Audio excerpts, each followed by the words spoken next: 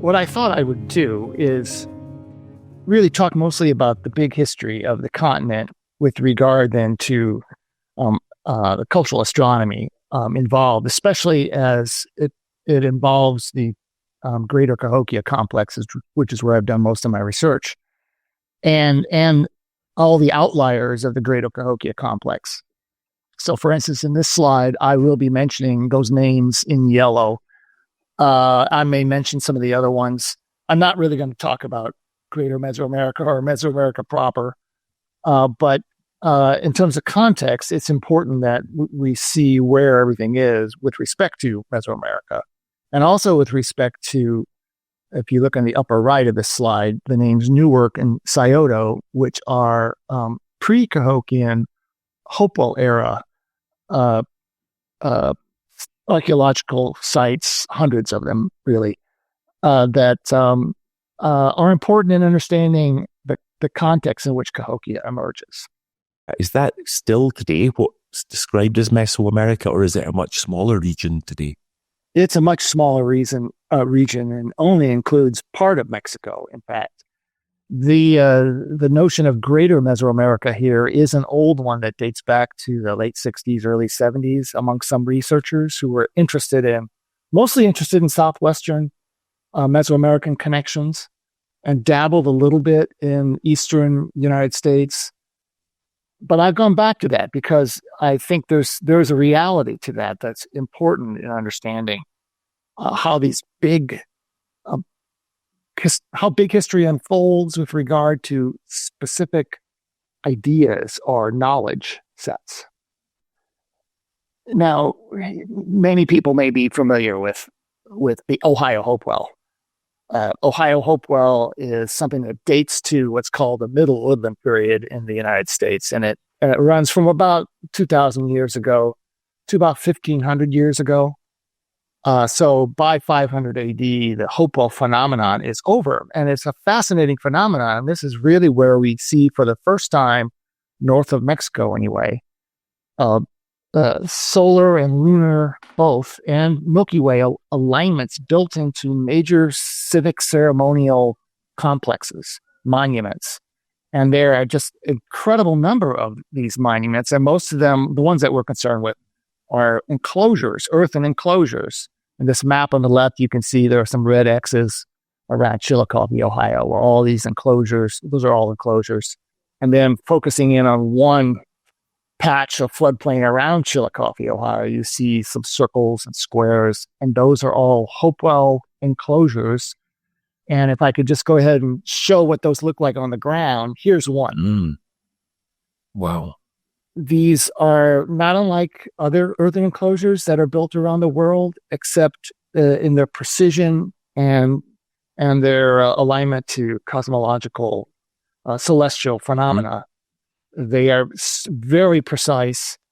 There's a developmental sequence. By the time you get to the classic Hope, things like these circles and squares are laid out with a standardized unit of measure that seems to be moved from one place to another, and they rebuild similar, or if not the exact same enclosures in another location over the course of 300 years or so. Okay, can I ask you two questions on the last two slides? Timothy, are we looking at a dug ditch like appears in the Henges of England, or are we looking at an earthen bank wall? What is the dark circle? What defines the circle and the square? These are earthen walls. Sometimes they do have embankments associated, and those embankments can be on the inside or on the outside. There's no evidence whatsoever they're fortifications, even though some of those earthen walls can be 10 feet high or so. But they are barriers of a sort, so they're keeping the profane world of the outside from the sacred world on the inside. And very formal layouts and processional avenues connect these geometric forms and connect one site to another site, sometimes over great distances. There are no settlements here. These are not settlements. people are living outside of these embankments in scattered, dispersed homesteads. There aren't even any large villages to speak of at this time period. Yet we have these hundreds of these great enclosures. And here's another view of one. Oh, wow. Incredible. You can see those are all embankments. Is this known as the Hopewell Octagon? There are multiple octagons. This is one of them. And there's another one in Newark that's still there and can be experienced, and it's pretty well intact in the middle of the city of Newark, Ohio.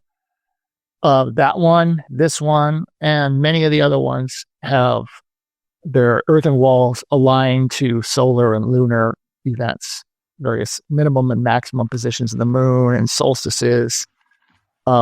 Usually, like you see here, multiple alignments, all in one earthwork, and then similar alignments in the other earthworks. Yes. So the upshot of this is this fluorescence of knowledge about astronomy is here 2,000, 1,500 years ago. And this is also a time of peace and travel, and the Hopewell culture spreads almost into the plains of North America and then down towards the Gulf as well, down along the Mississippi. So it's still not that well understood, but it's definitely not urban. It's ceremonial. Super. Before you dare another slide, I have one more question for you. Fascinatingly, you mentioned that as a determined unit of, there has been determined a unit of measure. Are you suggesting that perhaps the circumference of that circle and the perimeter of that square were based on the same module? And if so, do you know what that prime building module was? Oh, I should have looked it up for you. It's a meter plus, and I don't know exactly off the top of my head. Okay. But you are right that that circle will surround that octagon perfectly. So they're using the same module, and sometimes at other sites they'll build one, say a quarter of the size of one of those, or even larger. And let me note that none of this is my research. This goes back 20, 30 years. People like Brad Lepper and Bob Horn, Ray Hidley, and Bill Romaine, among others. And it's you can go to the Ohio History Connection in Columbus, Ohio, and they have some of this information on exhibit along with some of the Hopewell artifacts from these sites. Fascinating. And equally fascinating is it comes to an end. 400, somewhere after 400, before 500 AD, this all stops. Really? Yeah, and that celestial knowledge of what the sun and the moon does disappears from Ohio, and only seems to hide out in some restricted locations down the Mississippi River and out towards Texas a bit. And what happened, Timothy? Timothy, what happened in your perspective? I mean, why would you reach monumentalization over generations and then just stop? What happened there? There are some crazy climate's probably in the background. I mean, there is a Roman warm period that we don't fully understand how it impacted North America, but the Roman warm period, comes to an end by about 500 AD or so. So it could be climate.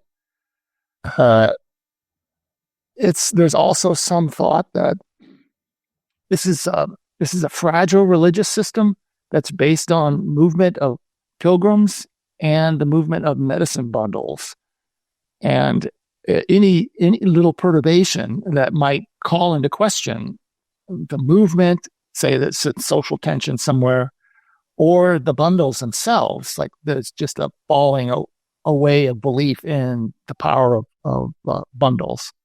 It could have just made this whole thing evaporate, and that's clearly what happens. There is some related cultural phenomena that continue down in the deep south, but a watered down version of what you see here. And then I'm going to show you one slide where there's another kind of watered down. This is the used to be called Toltec Mounds, been renamed Plum Bayou Mounds near Little Rock, Arkansas. And at a site like this, and this is an archaeological map over which Bill Romaine has superimposed some lines. You can see 18 mostly rectangular mounds in an embankment that dates after the Hopewell period, called the late woodland period here. And most of those mounds are aligned fairly simply to a southern maximum lunar moonrise at this time. And that's a site like this and two or three others that I could point to are the only indications that we have that this knowledge, complicated celestial knowledge, not so much the geometry, lasts and is still around, but in a very restricted mid-southern series of regions. How expansive was that semicircle you're showing there? Oh, well, you can see there's 100 meters in the bar at the bottom. How were those mounds constructed? Are they earthen? Are they wooden palisades? Sorry, these are all earthen mounds. In fact, if you look closely, there are a few little burrow pits around the mounds, depressions where they got the earth to build those mounds, right on a large old oxbow of the Arkansas River. Yeah. Now, one thing that is happening here at this later time period is that, unlike the earlier time period, during this late woodland period, things are changing. This is clearly far away from Ohio. You still have the basic kind of monumental notions of earthen mounds and earthen enclosures and the alignment to an important moonrise. But things are very different at this point. And there's lots of evidence from other areas of Eastern North America that there's violence at some quarters, so, clear cultural boundaries in other areas. Yes. And this is important because out of this, at around 1050, you get Cahokia, and that's what I want to move on to. Sure. Not only did people have writing in the landscape so that we could mark these important celestial happenings, just based on being in the place that they build them, on the ground.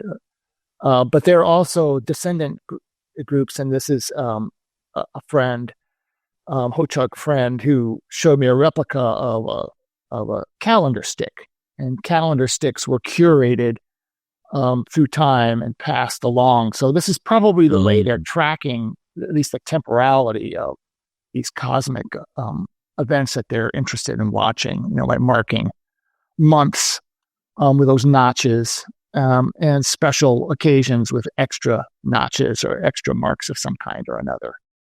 Historically, priests kept these very carefully and did not pass them around. I mean, they were a very important calendar stick. Mm-hmm. This leads to Cahokia, because with the rise of the early urban complex of Cahokia proper, and then its expansion and the movement out of people to and from Cahokia, or also just migrants going out to occupy other locations. I'm trying to show some of them here.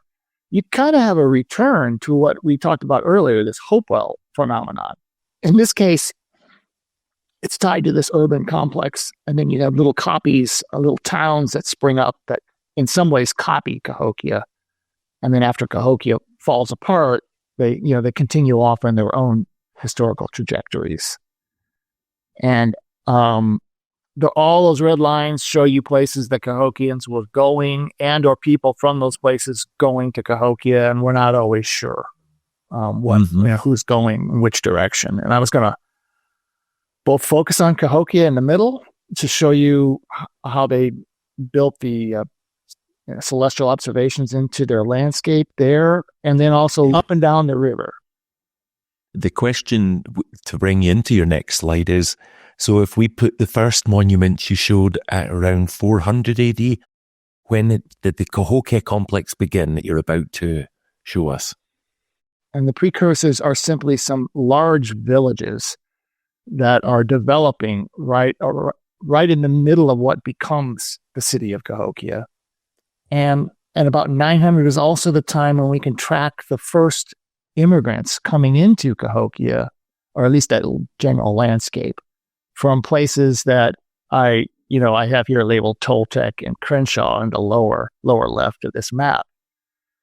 And then at 1050, you have this flashpoint where, in a wink of an eye, practically, the city of Cahokia is constructed. 3 precincts, of which I'm going to focus on one, the main precinct, in the next slide. So 1050 is this critical short-term burst of energy and planning and construction.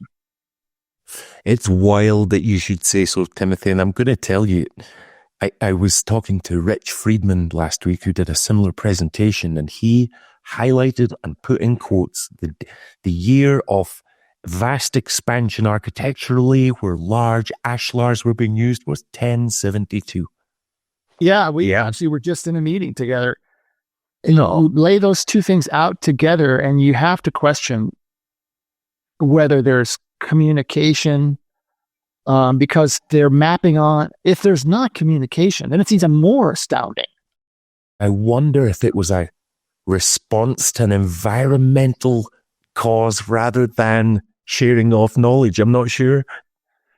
I certainly have come to the point in my thinking where I do think the environment is important, at least in the background. And if there hadn't been this medieval warming that affects much of North America in a way similar to Eurasia, then none of this would have happened.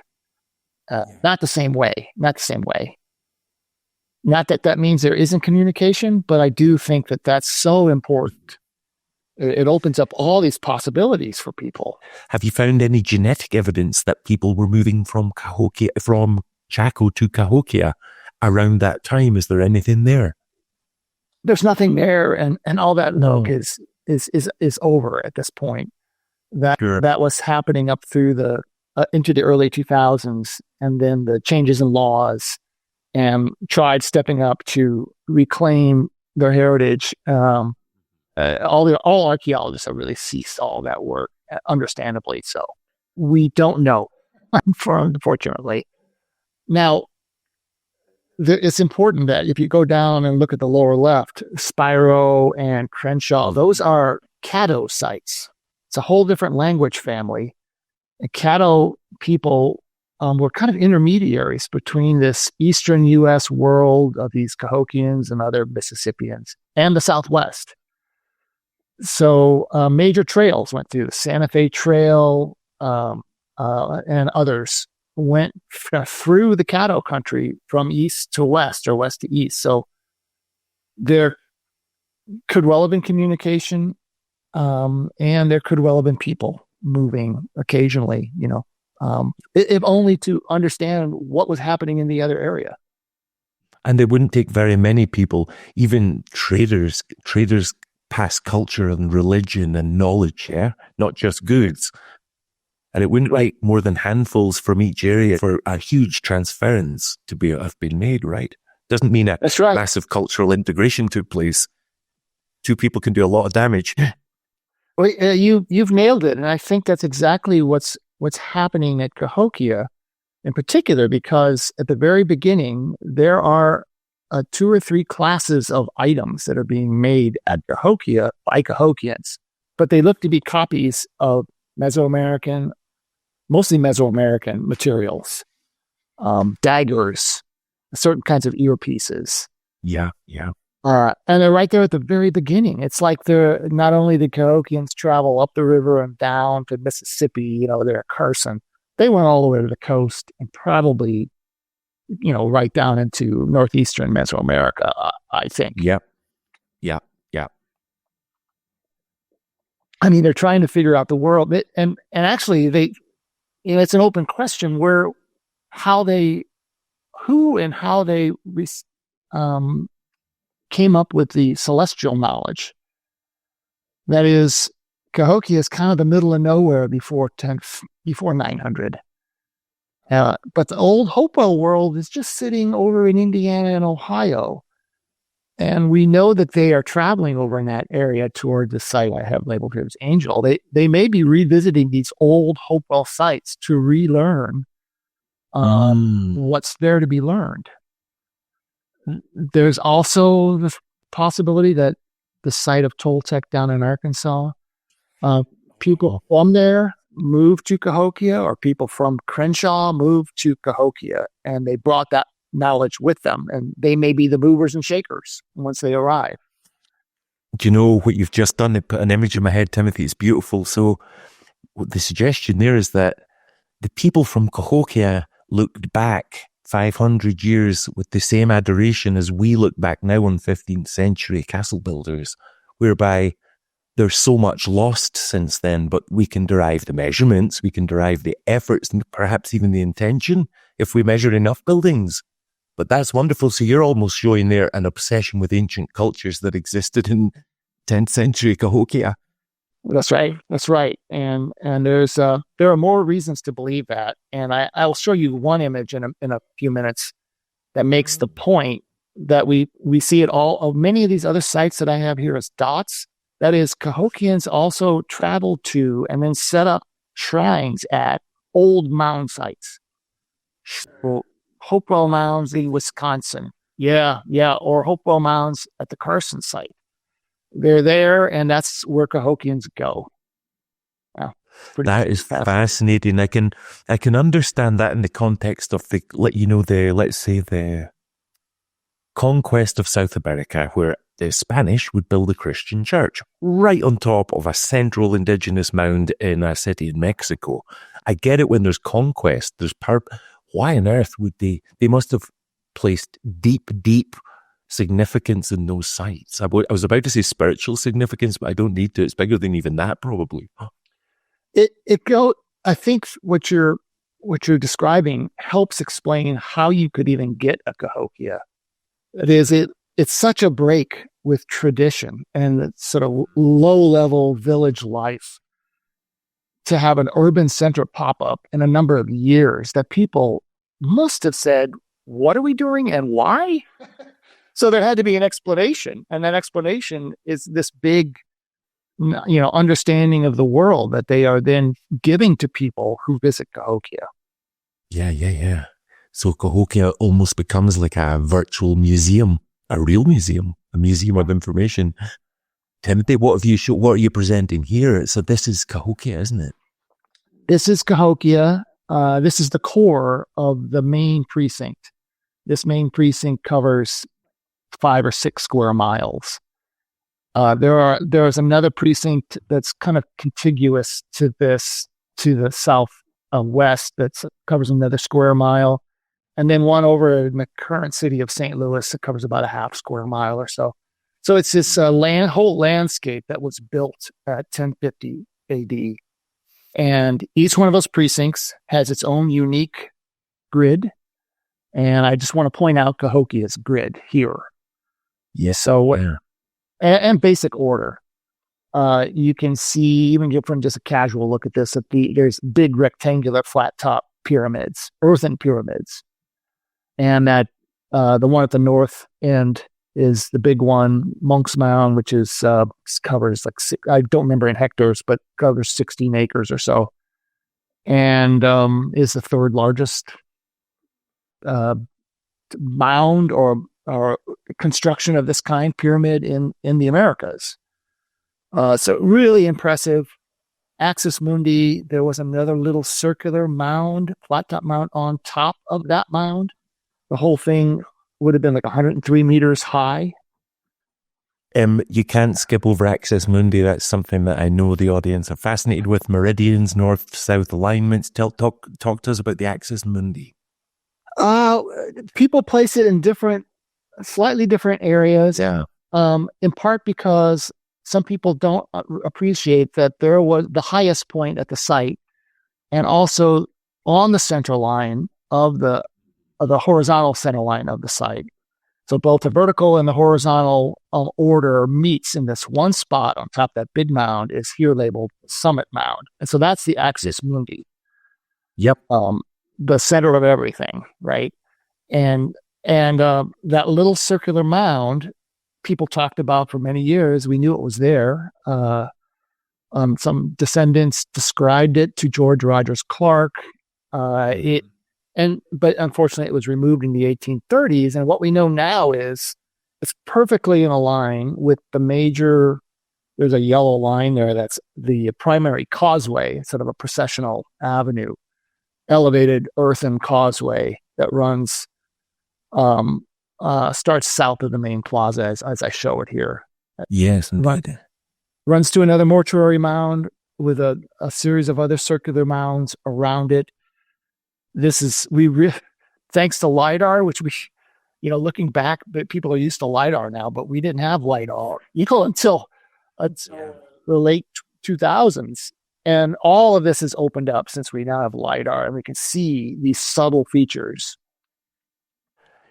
It's a thing of beauty. So what you're saying is the summit mound is let's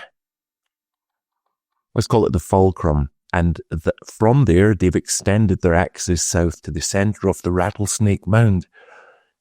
So sacred was that summit mound to them that their platforms, their two rectangular platforms beside it, aren't actually the axis. It's that mountain, isn't it? So that's right. Platforms must have been in veneration of the summit mound that was beside them. Yeah. There's some relationship there. I wouldn't necessarily say in veneration of it, but it's key. And believe it or not, here's another image of where it was.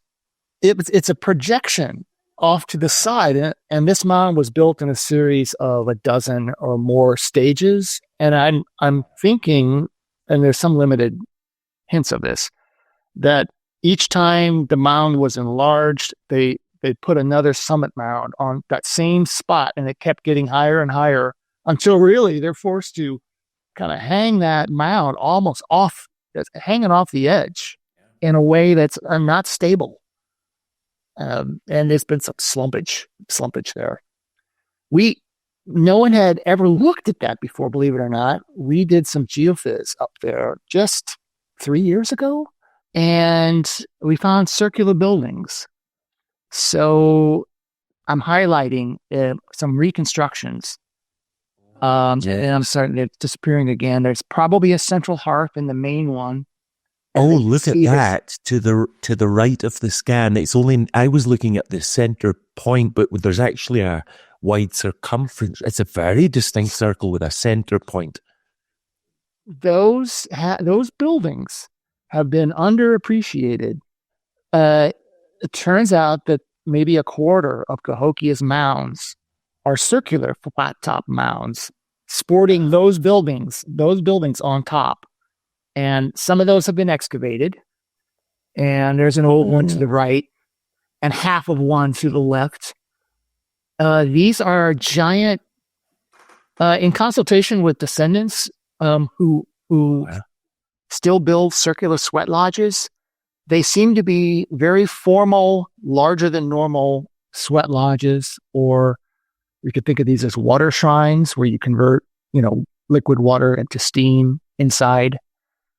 And I think they're so much more important than anyone has ever realized, and they occupy these key points on the landscape. Well, can I ask why in your list of potential uses you avoided possibly the word observatories? Come on. I know why. I just want you to say it. Yeah. It's probably I'm restraining myself because I'm using ethnographic models in my head of what a sweat lodge looks like, and they're totally closed off, no windows, dark inside, cavernous. And you go in there, in a way, you're going into the underworld. Now, the doorway would be important in terms of observation. And I do suspect that a doorway in a building like this would look right down that causeway that I showed you a minute ago. Why wouldn't it be both sweat lodge and observatory? It could have. There's another site that I'm going to show you that we'll come back to this notion of what are these and what are they looking at. I think you'll be fascinated because water is involved here. So we were just looking at the north, up on Monk's Mound, that circle. But then let's go ahead and look down. What's at the end of this causeway down there at the Rattlesnake Mound complex? Mm-hmm. I had a grad student who did some work down there 10 years or so ago. Bill Remain followed it up with some more archaeoastronomy. This is Bill's. Shout out to Bill. Yeah, shout out to Bill. He's taking an old photograph where you can see some of those circular mounds around the perimeter, and then overlaying a rectangle that's based on the positions from the center of the mound, positions of the summer solstice rise and the maximum of southern moon set. Yeah. I'm sorry, moonrise. And then taking that rectangle and realizing, and this was important, realizing that it's probably an initial design geometric form that is used to lay out the rest of this precinct. Okay, and also then initially he thought this is how you get a 5-degree offset grid, which is you could, if you can I flip back real quick? Can I go back? Yes, indeed. Please do. Please do. You can see that it's not cardinal. It's not perfectly. No, it's 5 degrees off. Yeah. So it's partially explained by this arrangement. Since then, we've realized 2 other things, however. And some of this is Bill and some of this is me. First part of it is there's an old Hopewell burial mound, a real prominent one, in line with that causeway and that sight line from the top of Monk's Mound. And if you stand up there, you can see this Hopewell mound on a clear day, perfectly in alignment with that Hopewell mound. Okay. And then Bill's contribution, which I think you're familiar with, maybe other people are too, is, it's also in alignment with the position of the Milky Way at nightfall on the summer solstice. So as soon as the sun stops bleeding into the sky, the first thing you see, and I've lightened the Milky Way up here so you can see it better, is where the Milky Way touches the Earth, especially if you add a little bit of atmosphere in there, is 5 degrees off south. And there's a grid there. Those cells are in 5 degrees. Okay. The questions are many. So the graphic before this, if you could perhaps flip back one image. Yeah. What's striking me is that they clearly didn't try to achieve cardinality. East to west, north to south was not as important as perhaps this geometry and the Milky Way, the star in the Milky Way. Otherwise, this 5 degree wouldn't exist, right? That's right. It's interesting also that while the sun is always behind or being observed in concert with these various other things, there are very few directly solar aligned buildings or mounds at Cahokia. Occasionally there's a cardinal one, and they will occasionally build a building, to true north. Yeah. Probably using the sun to do that. But that's it. It's really, Cahokia is not directly about the sun. But this puts some kind of deep reverence in the stars of the Milky Way. Yeah. Now, interestingly, and I'm just now getting to doing some archaeoastronomy of some of the other outliers around this main precinct. Okay. Most sites have a distinctly different set of reference for their grids. That is, there's some kind of complementary construction reference going on here. So what I'm trying to spit out is there's a site to the north of this. It's a secondary precinct that's built 10 miles north of Cahokia. It looks like a little Cahokia, except it's aligned to the northern leg of the Milky Way. Are those 2 sites visible from one another, even though it's 10 miles? The smoke, you can see the smoke from one to the other. it would be difficult to see the northern site from Monk's Mound, but you might be able to see Monk's Mound from the northern site. Yeah. Okay.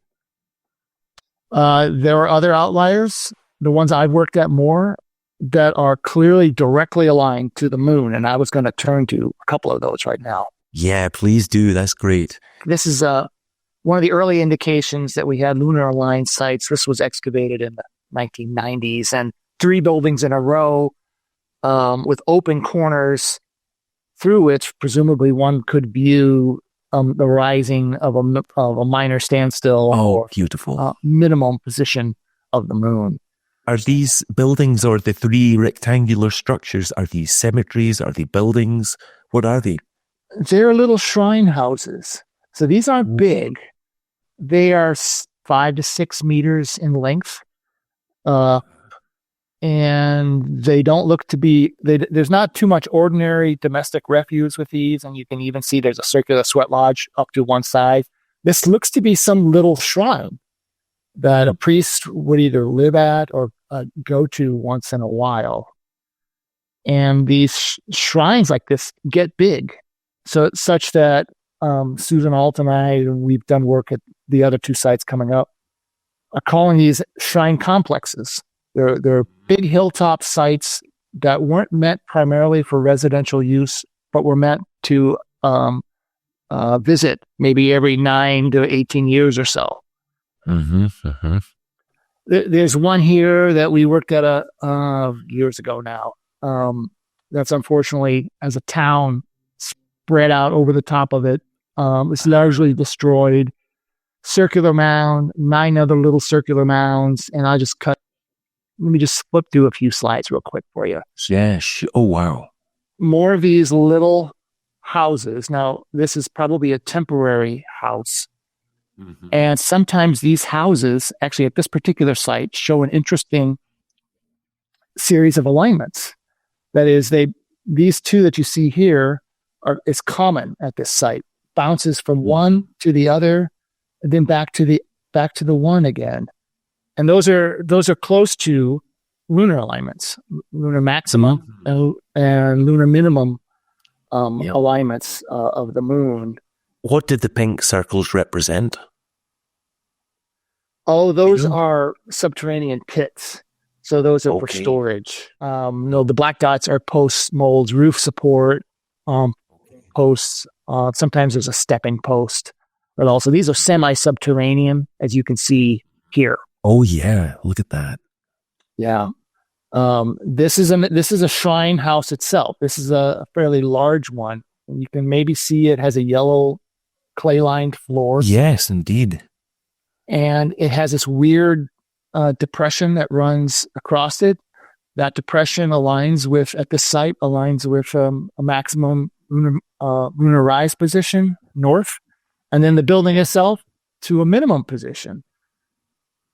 This one's really cool. I guess the last thing I'll say about it is this thing was built probably to commemorate the beginning of a long cycle of the moon. So it's a minimum position. And then it falls into disuse. They actually seal it up and then reopen it. And we have evidence for ancient excavations back into this building in order to add that depression, catty corner. No. How long was the time space between the 2? Well, it's going to be it's probably 9 years, or could be some multiple of 9.3. Okay. And this isn't the only one we have like this now. So we have redundant evidence at this site and then at the next site, which is the Emerald site that we've done a lot more work at.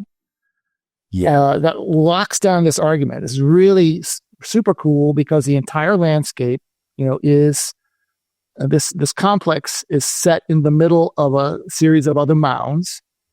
And then the intersection of those 2 lines falls right on the big mound at the Emerald site. Timothy, is that a right angle? Yeah, that's a right angle. Perfectly right angle. Which do you think came first? When they mapped this out, where do you think they start? Are they all contemporary, the sites, or was it? Because if you established Emerald Mound, you could arguably build the extended sites after. Where are you on that? That's true. But there's not much to, so the Brown Mound to the northwest, if you see that. Yeah. That's a really sharp ridge top. There's not much room to put a mound up there anyway. I suspect that once they built the big mound, those other mounds were there, or at least they had where they were going to build those mounds already in alignment.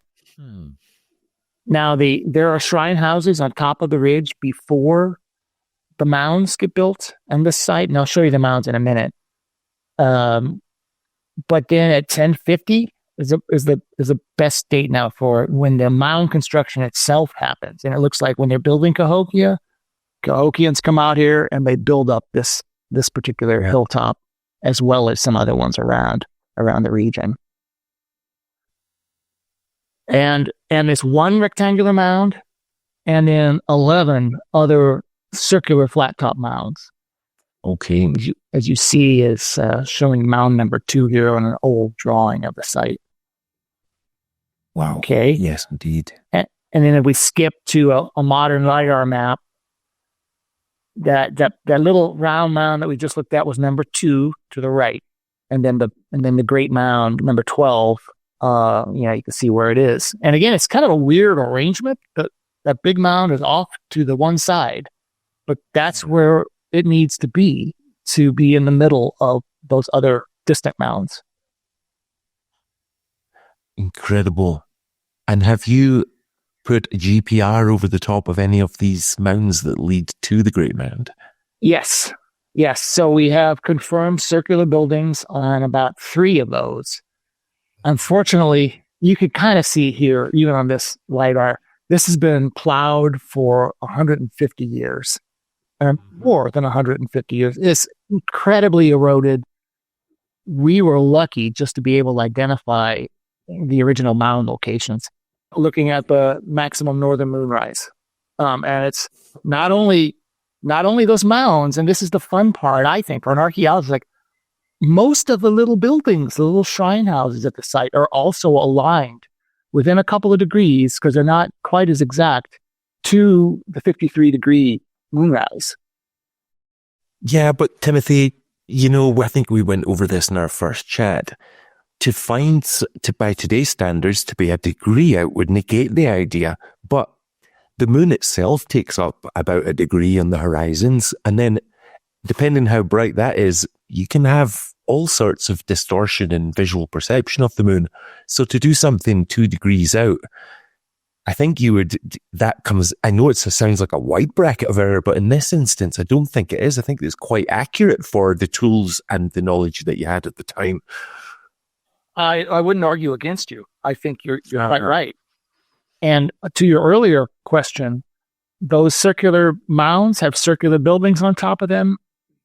To observe the moon, you could think of these as observatories. You stand at one, you oversee other ones, and then the moon in the background.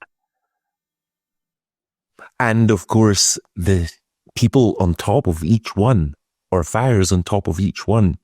I suppose you can only ever speculate at it, but it could have had, how in a church or a cathedral, the most important ones in the congregation are closest and around the altar, and then the poor people from the village come in the back and stand in the... Maybe there was a hierarchical way of using the system as well. That's right. Now, here's something you'll like.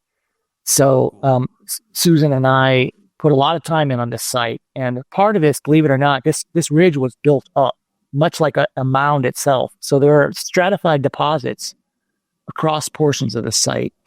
And when you excavate those surfaces, because they're old surfaces that were built up and then they replaced them and kept adding more and more, right? You will find, we found more hearths on those surfaces than is needed to keep warm. And there's hearths all over. They're livening this hillside up, on major events. Yeah. Have you found any carbon remains? Have you dated them? Are they all synchronistic, the dating? We have dated them. There's a paper that I have yet to get back to. We have clusters of dates falling around major and minor lunar stands. Oh my word. Yeah, it's a lot like Chimney Rock out in the Southwest. And Yeah. that's what we've been comparing it to. So a lot of this is unpublished. I got to get back to it soon. It's super cool. Here's an image of one of our excavations. Okay. Because there's destruction happening at most of these sites.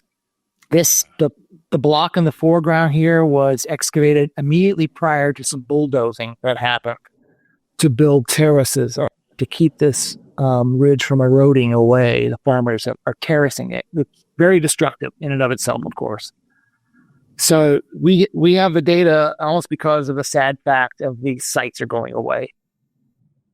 Now, let me make one more point. I think I probably need to blow through a few of these slides. Okay. And go for it. I mentioned that the shrine buildings are aligned to major and minor sand hills. Here's one at this site. It's very precise. Hey. We excavated field houses around the ridge, little sites that are clearly occupied just seasonally. Here's 3 of them. If you look, they're all pretty closely aligned to a maximum. Yes. Right. But even the field house, these little insignificant huts where farmers stayed to grow a crop that year, are aligned to the same lunar events. This one stunned me. I was like, wow, they're very obsessed with getting everything, ordered and relative to that all important moonrise that must be coming that particular year. Or they knew they needed to do that in case someone walked by and noticed something was not in order. Now, not any kind of coercive sort of arrangement. I'm not suggesting that. I think that the need to conform might have been very high. Yes. I wonder if there was 2 types of folk. There was the people who aligned to the northern the maximum, and people who aligned to the minima, and they didn't get on. He's a northern moon guy. We're Southerns. We're proud of that. Yeah, I wondered that too. In a way, I'm wondering I haven't showed you any of the evidence of colored use of sediments to fill up some of these, but there's a black and there's a yellow layer, and they're used in alternation. And on the Emerald Mound itself, there's one spot where there's 12 alternating layers, and certain descendants have clans that identify with certain kinds of earth versus other kinds of earth or water or sky or what have you. And I guess I'm wondering, in a complementary way, perhaps multiple clans are coming together to one deal more with the minor, one deal with more the major, black, yellow, what have you. Let's say the moon at its southern represented something in one area, maybe 500 miles to the north or to the west. It was the opposite. It was the moon at its maximum, and they maybe had sort of conflicting cosmologies at that time as the populations were expanding. And I suppose this is at this 1050s, around the time where the first, you would call them, priesthoods emerged. Obviously, somebody had to control the building of these structures, right? Had to be somebody in some way controlling and delineating the spaces, same way as the Vatican controlled the building of churches, and everyone had to apply to them to get permission to build a new chapel or whatever, and they had to submit designs, orientations. It sounds similar. I think you're getting very warm as to how this all happened. Yeah. Now, there's 2 complexes I was going to show you. I'm just going to skip to one. Yeah, go for it. There's a northern Cahokia complex way up in western Wisconsin that I worked at some years ago, but it's pretty much a duplicate of a southern complex that a grad student and I have been working at. And let's skip to that one because it's the Carson site. Okay, yeah, I saw that in the first map. Yeah, it starts off with what we think, and we're not entirely sure, are a series of hopewell burial mounds. And here there's 2, if not 3, biconical burial mounds. that are built on some kind of grid that researchers have noticed for years. Right now, you'll see in a minute what I mean by that. Okay. Yeah, go ahead. That's there's a lot of implications. So maybe I'll give you the chance to change the word or to tell me what you said. You said to have been laid out or organized on a grid. Now, a grid is something that we would associate with geometers in classical Greece. A mathematical grid. Are you suggesting that there was somebody or somewhat or a group of people in control of absolute mastery over and over a landscape that they could actually define it as right-angled cubes and squares as we define a grid today? Or do you mean a different type of grid? No, I do mean a grid as we would define it today, although simple, consisting primarily of one or more axes, parallel axes, and then right angles. In the case of Cahokia, there does seem to be a design rectangle that's used. I haven't messed around with this site enough, and unfortunately, it's also largely the mounds are largely gone. But a simple axial grid that helps. Yeah, absolutely does. You can tell a lot of people about a landscape with how many units of a prime measure and the angle it is away. If your head is set up for appreciating angle, orientation, and alignment, which there certainly was, much more so than ours today, it is conceivable that such a thing was held in the head and not on a piece of graph paper, if you like. Now, you could also describe this by drawing fingers in the sand, couldn't you? You could create a grid and show people where things were in the sand.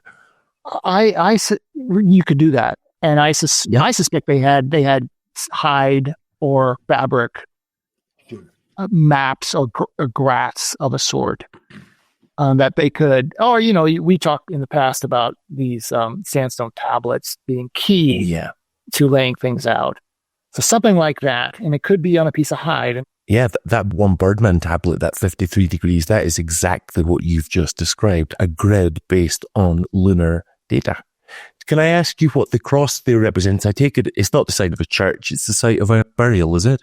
Relatively modern 20th century cemetery. Yeah, that's one gravestone on top. And that's what saved that particular biconical mound. Wow.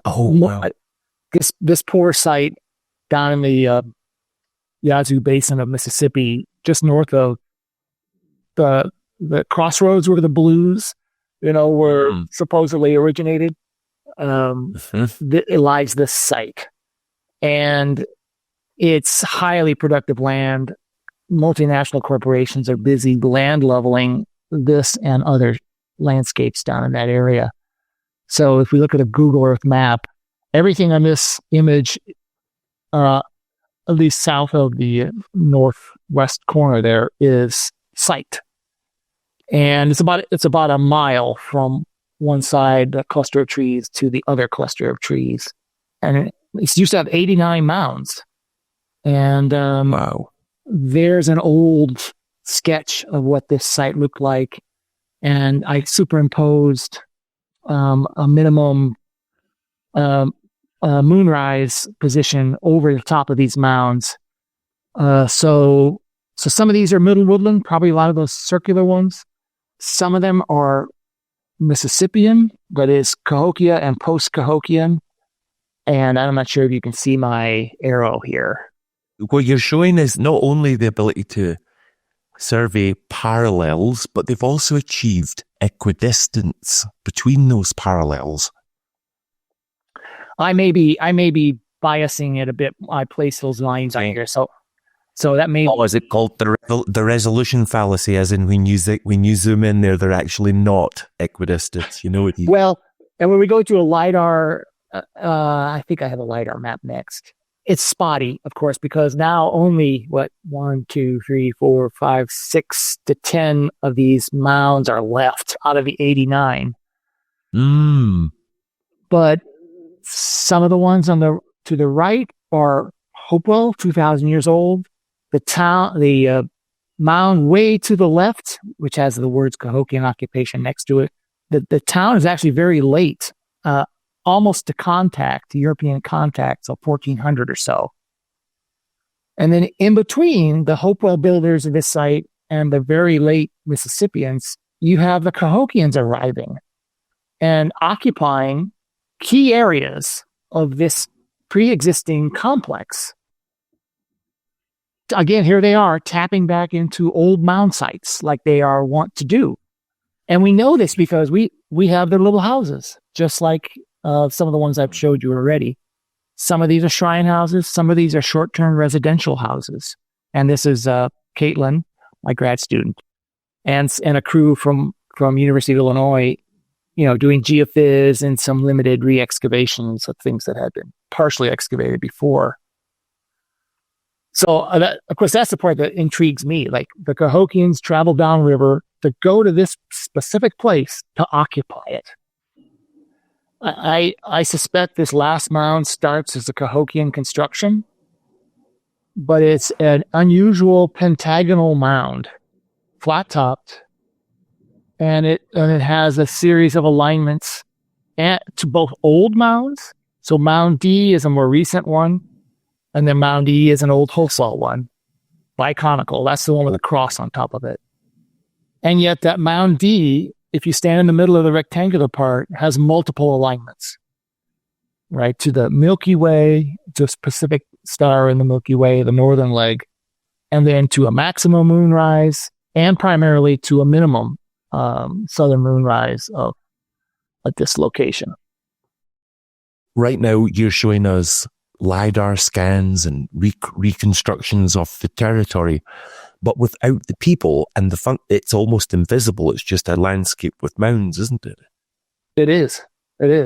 We returned after there were some major excavations because of land leveling. My grad student returned, and we started realizing the big picture that no one ever interrogated before. It helps to come from Cahokia, where you already understand this a bit, and then to know that Cahokians were here. And so then you look for some of the same things, and voila, there they are. It's evidence of an outright obsession with the moon, isn't it? Yeah, it is. Going back to your 1050 date, when did agriculture start in these regions? There wasn't a change there, was there? Because the moon is the hunter's tool and the sun is the farmer's. It's a good question. There was domestication of local crops happening already in the Middle Woodland era, but not maize agriculture. Maize agriculture comes in at 900 in key areas. Cahokia is one of them. But even when maize comes in, there's still a mix. It's 30-40% of the produce. By the time you get to late Mississippian, and that here we're talking after 1200, and especially as you get near contact, that the level of reliance on corn goes way up. So they become very much corn growers, more than they ever have been. And so your point might still hold. Because why would you abandon such an enormous obsession with the moon? Is it a change of rulership where one's just going to say, I'm going to kill everything that came before me? Perhaps. This is something I would like to know myself. And the problem the problem is the eastern U.S. is so vast, and you have regions that are abandoned. Like the Cahokia region is pretty much, people move away completely, like 1300, 1350.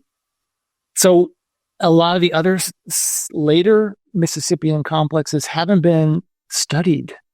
Right. So we don't really quite know what their alignments are. We could kind of guess. This one, there's a town, late Mississippian town, that's still aligned to the moon all the way up to 1400. Now they're pulling their alignments off these earlier mounds.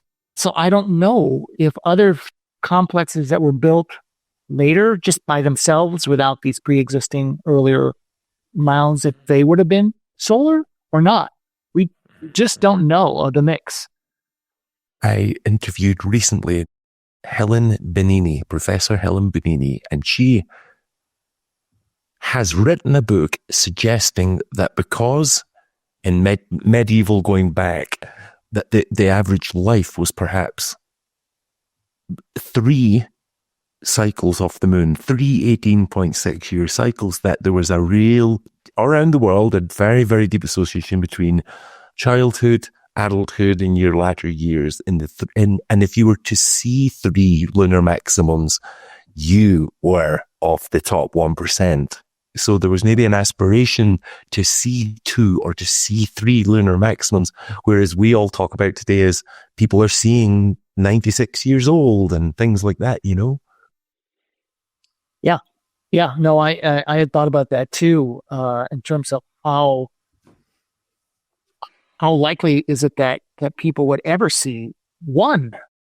But once a place like, say, a Cahokia is there, then you can then understand why, sure, it could become a pilgrimage location, because such, the alignment like that is built into multiple places, and you might go there in some kind of circuit, even if you're not living here, and then go home afterwards, and you've done it then. And we know that all around the world, especially in Europe and the Middle East, at that very same time, there was an obsession with pilgrimage. Half of Europe pilgrimaged. If you had any kind of money, you were in the Holy Land, paying pilgrimage to distant sacred sites that you had only heard stories about. So why would that be any different in Cahokia than in Israel? That's right. There's every reason, even descendants, a few more traditional, remember or themselves have traveled to places in a way, in a watered down kind of version of these old pilgrimages. Yeah. That kind of devotion and the need to travel because of it.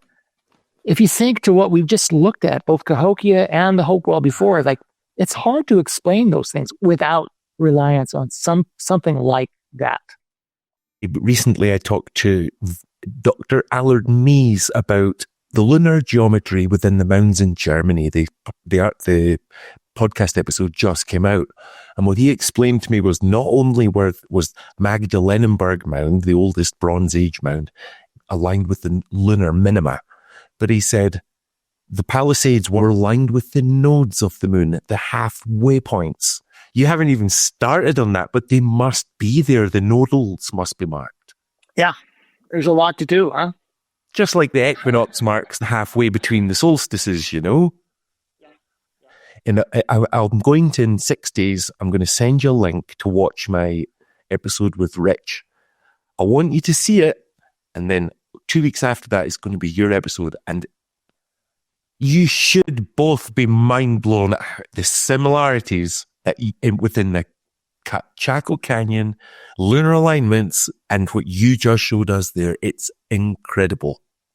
Yeah, no, I know, and I will love to watch it. In fact, like I said, I did the same as you, showed a few slides and talked through it. But if I was to lay the graphics over each other, they are, and you even said the walls with the gaps for viewing the moon. He's got that as well. I was in fact out at Chaco in December to watch the northern maximum moon set in a key position. It was Asa Rinconada, which is a kiva, and then looking over the distant other lunar aligned complex that the name is escaping me, like Peñasco Blanco. Okay. And then after that, we were out in Santa Fe, so I've hung out with now Rich and Anna Sofer and Rob Weiner. Yeah. So we were all talking about all of this stuff, so it's fairly fresh in my mind.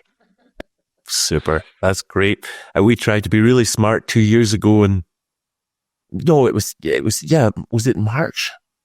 We took people down here for either an equinox or down to Columbia or a solstice, and we were all in the back garden. And of course, what happened? Cloudy all afternoon and night, and we all just looked at each other. But that happened in prehistory too. You'd have got a long way to get to Cahokia, and you woke up in the morning and you couldn't see anything. Well, in fact, in June, I was out at Chaco thinking, okay, and these other folks were too. I think, okay, I'm gonna get a good, nice, warm summertime viewing of the rise. Stormed, major thunderstorm blew through obliterated everything. Yeah.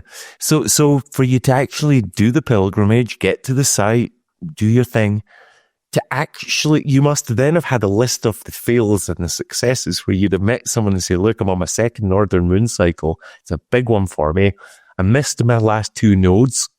But if I get this one, I'll have 3. That might have meant something big in culture there, to have had 3, to have gone to 3 and you saw 3. Yeah. I hope to think now you're retiring that you'll be able to publish more, as you say, specifically related to this kind of thing. You have to. You have a bit of an obligation to. I do, and I do have things lined up. So look for things coming. Yeah. The article on the Carson site will be probably the first, but then there's some more books and whatnot coming. Yeah. That's great. Timothy, we'll bring the recording to an end. And again, I'm just going to thank you from myself and from everybody watching this so much for giving us your time. You're a leading figure in American archaeology, and I'm delighted to have you on, and I know the episode's going to go down a treat. So thank you. My pleasure. Thank you very much, Ashley. Smashing. It was lovely talking to you again. We'll wait till you're retired and we'll come up with something else. All right. I'll catch you later. Thank you. Bye, Timothy. Bye-bye.